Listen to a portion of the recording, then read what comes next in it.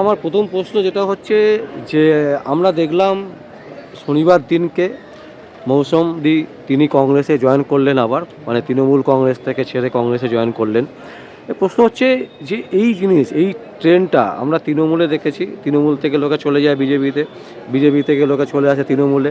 এই রকম ট্রেন্ড কিন্তু শুরু করেছিল অ্যাকচুয়ালি রাজ্যে তৃণমূল কংগ্রেস।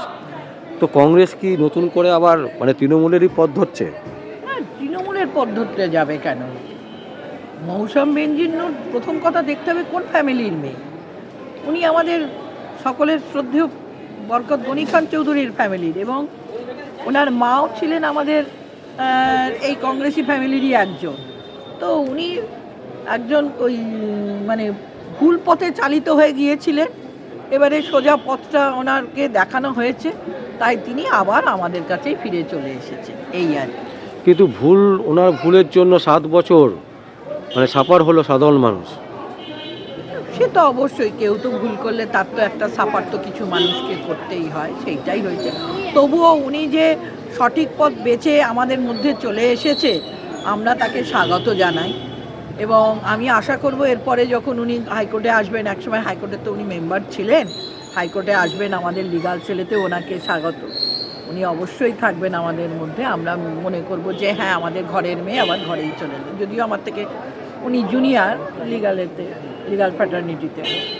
কিন্তু আমরা তো খুব আনন্দিত যে যাক, যে একজন মানে একটা ভুল পথে যাওয়া মানুষ সে আবার আমাদের মধ্যে চলে এসেছে। ওই জয়েন করার পর আপনার সাথে কি কোনো কথা হয়েছে ফোনে? না, ইতিমধ্যে আমার সাথে কথা হয়নি, তবে আমি আমার প্রেসিডেন্ট শুভঙ্কর সরকার এবং আমাদের যিনি এমপি ওখানকার ঈশা খান চৌধুরী, প্রত্যেককেই আমি ধন্যবাদ জানাবো যে এইভাবে যারা ভুল পথে চালিত হয়ে কোনো প্রলোভনে পা দিয়ে যারা চলে গেছে, তাদেরকে যদি আবার সবাই যদি ঘরে ফিরে আসে, আমাদের ঘরটা তাহলে আবারও আনন্দে পরিপূর্ণ হয়ে যাবে। সামনের যে ইলেকশন আসছে বা নির্বাচন আসছে, তাতে আমাদের সুবিধে হবে মালদা জেলাটার পক্ষে, এই আর কি।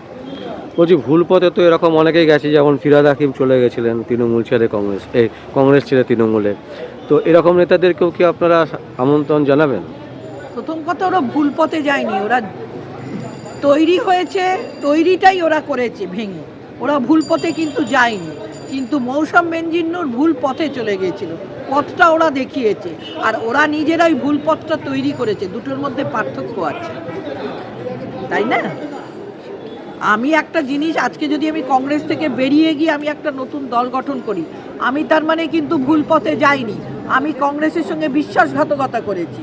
কিন্তু হ্যারাজ আমি যদি দুদিন পরে আমার সঙ্গে যারা কংগ্রেসে ছিল তাদেরকে যদি টেনে আনি ভুলভাল বুঝিয়ে টুঝিয়ে, তাহলে তারা কিন্তু ভুল পথে চালিত হলো, তাই ব্যাপারটা হয়ে। হ্যাঁ, আবার যদি এরকমও হয় যে তারা মনে করছে যে দলটা করে তারা ভুল করেছে, তারা ভুল স্বীকার করার জন্য যদি কংগ্রেসে আসতে চায়, আমার তো মনে হয় না যে যারা তোলাবাজ হয়ে গেছে, মৌসুম বেনজির যাই হোক তোলাবাজটা ছিল না, যারা তোলাবাজ হয়ে গেছে যে তোলামূল থেকে কংগ্রেসে আসবে, কারণ এখানে তোলাবাজিটা ঠিক চলবে না, এই আর কি।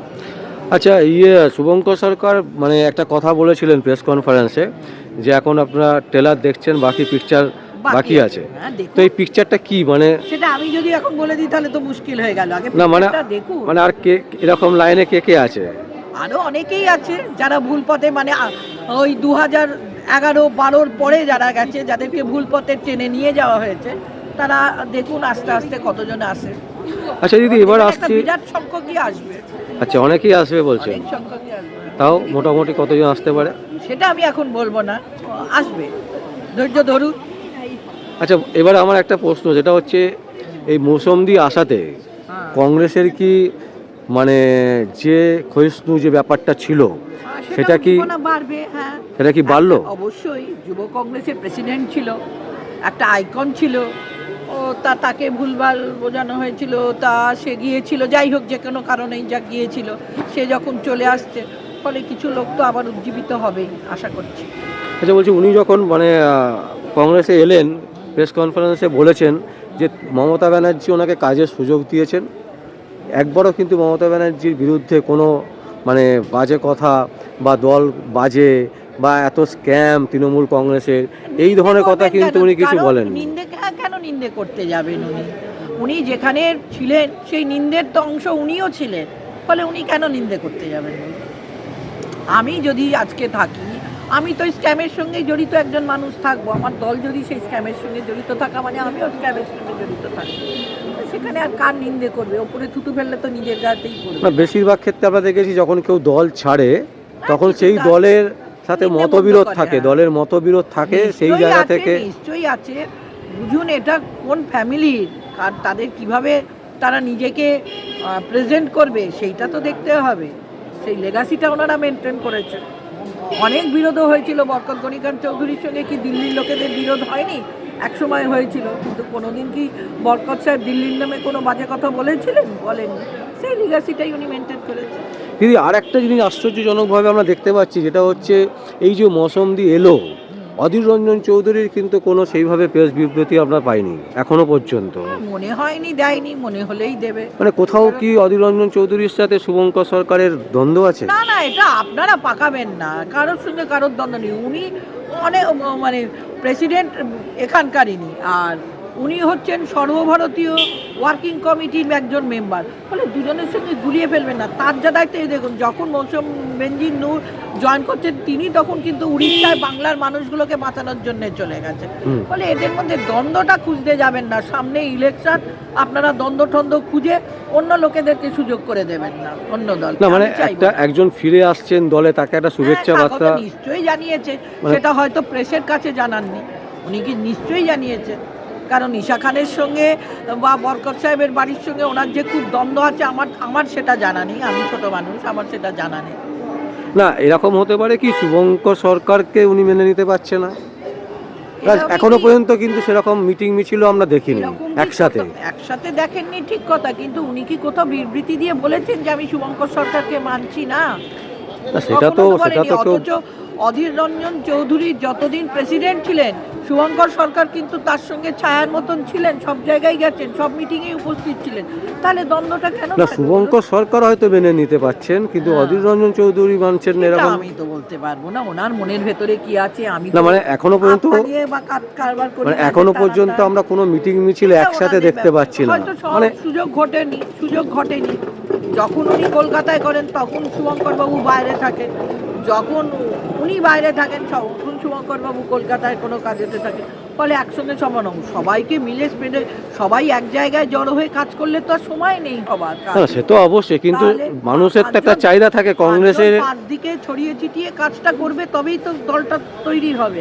না কংগ্রেসের বেশ কিছু কর্মী এরকম কথা বলছিল যে কেন এনারা একসাথে মিছিল একসাথে যদি একটা বড় মিছিল করা যায়, তাদেরকে বুঝতে হবে যে শুধু তাদের চাহিদাটা নয়, সার্বিক চাহিদাটা দেখতে হবে। দল কি চাইছে, কাকে কোথায় কাজে লাগাবে, কিভাবে সে কাজ করবে, দলের ওপর তলার কি নির্দেশ আছে, সেগুলো তো আমরা এখান থেকে নিচু তলায় সবটা এসে পৌঁছয় না, জানতেও পারি না। না তাকে তো এগুলো আপনি ব্যক্তিগতভাবে কি চান না যে দুজনে একসাথে একটা মিছিল মিটিং হোক, একটা জোরদার মিটিং মিছিল হোক? বড় নিশ্চয়ই হবে। দাঁড়ান, হয়েছে তো, শুভঙ্করদা কাজ করছেন আস্তে আস্তে, উনিও কাজ করছেন, ইনিও কাজ করছেন। সময় হলে নিশ্চয়ই দুজনে এক পথে হাঁটবে, না হাঁটার তো কিছু নেই। সবাই তো হাঁটছি আমরা একসাথে। কারোর মধ্যে কি দ্বন্দ্ব দেখেছেন? শুধু অধীর চৌধুরীর কথা বলছেন কেন? প্রদীপ ভট্টাচার্য আছেন, মিঠুরা আছে, প্রদীপ ভট্টাচার্য তো আসছেন, আমরা দেখেছি মিটিং মিছিলে হাঁটেন, চক্রবর্তী আছে, আব্দুল মান্নান আছে, সন্তোষ পাঠক আছে, যারা নাম করা যারা আছেন আমাদের নেতৃস্থানে, সবাই তো একসঙ্গে হাঁটছে। অধীর বাবু নিশ্চয়ই কোথাও একটা কোনো কাজের ব্যাপার ঘটে যাচ্ছে, যার জন্য আসতে পারছেন না, সময় অনুযায়ী নিশ্চয়ই আসবে। যেখানে শুভঙ্করদা গেছে সেখানে উনিও গেছেন, মতুয়াদের ওখানে শুভঙ্করদাও একদিন গেছে, কিন্তু আলাদা মানে এটাই কেন একসঙ্গে যাবেন? কেন দুজনেই তো মানে আমি যদি মানে অ্যাকচুয়ালি দুই ভাইকে একসাথে দেখতে চাইছে বাংলার মানুষ। দেখবেন সময় আসুক, নিশ্চয়ই দেখতে পাবেন। আচ্ছা বলছি, 2026 তো পড়ে গেল এবং সামনে ইলেকশনের ঘন্টাও প্রায় বেজে গেছে, এপ্রিল মে মাসে ভোট। মানে কংগ্রেসের কি আশা, মানে কতগুলো সিট বেরোতে পারে, মানে একটা নিউট্রাল হিসাবে মানে আপনার কি মনে হয় কটা সিট বেরোতে পারে?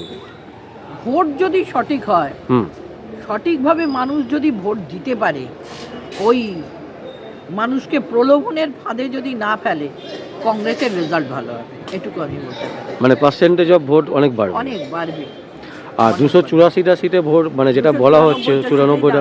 হ্যাঁ, আপনারা তো বেশি ভালো জানবেন, আপনাদের কাছে তো নিজের প্রেস কনফারেন্স করে আমার প্রেসিডেন্ট জানিয়ে দিয়েছেন যে 294টা সিটে আমরা আপাতত লড়ব, এবং সেই মতনই দলের ওপরতলা থেকে নির্দেশে দেখুন আমাদের সাধারণ সম্পাদক অবজারভার গুলাম মোহাম্মদ হ্যাঁ পরপর প্রত্যেকটা ইয়েতে আমরা দেখছি 294টাই বলা হচ্ছে বারবার এবং করে। প্রতি জেলায় জেলায় ওনারা গিয়ে গিয়ে মিটিং করছেন, আমাদের স্ক্রিনিং কমিটিও বসেছে, এবং আপনারা জানেন ওখানে একটা আমাদের বিভিন্ন নানান রকম ইস্টার কমিটি সেদিনকে মিটিং হয়ে গেল, নানান রকম কমিটিগুলোর আস্তে আস্তে ছোট ছোট করে মিটিং হয়ে যাচ্ছে এই আর কি।